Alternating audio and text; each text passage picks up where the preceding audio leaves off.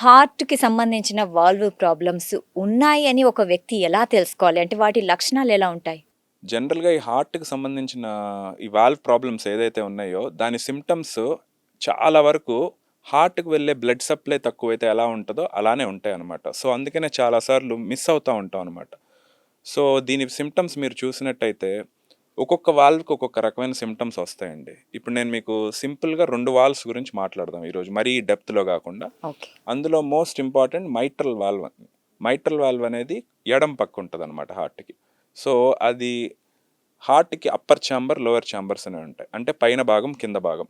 So, ఈ mitral valve పనేంటంటే బ్లడ్‌ని పై భాగం నుంచి కింద భాగం వరకు ఒకే డైరెక్షన్‌లో పంపించటం. సో, ఎప్పుడైతే మైట్రల్ వాల్వ్ అనేది సరిగ్గా ఓపెన్ అవ్వకపోతే దాన్ని మైట్రల్ స్టీనోసిస్ అంటాం. సో, ఆ మైట్రల్ స్టీనోసిస్‌లో ఏమవుతదంటే పైనుంచి కిందకి రక్తం అనేది ఈజీగా ఫ్రీగా వెళ్ళదనమాట. హ్మ్. అప్పుడేమవుద్ది మన శరీరానికి సరిపడా రక్తం చేరదనమాట. సో, పేషెంట్స్‌కి త్వరగా ఆయాసం రావటం, లేదా అలసట రావటం, లేదా బ్లడ్ అనేది కిందకి వెళ్ళకుండా ఊపిరితిత్తుల్లో అక్యుములేట్ అవుతది.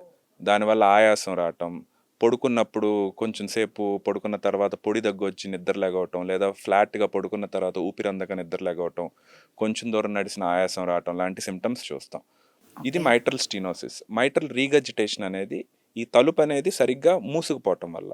అంటే ఏంటి పైనుంచి కిందకి బ్లడ్ వస్తుంది. కాకపోతే కింద నుంచి మళ్ళీ పైకి బ్లడ్ వెళ్ళకూడదు.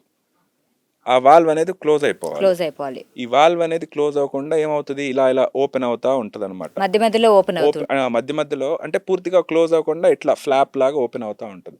అప్పుడేంటి కింద నుంచి బ్లడ్ పైకెళ్తది. అప్పుడు కూడా వీళ్ళకి ఆయాసం రావటం, అలసట రావటం ఇలాంటి సింప్టమ్స్ చూస్తాం.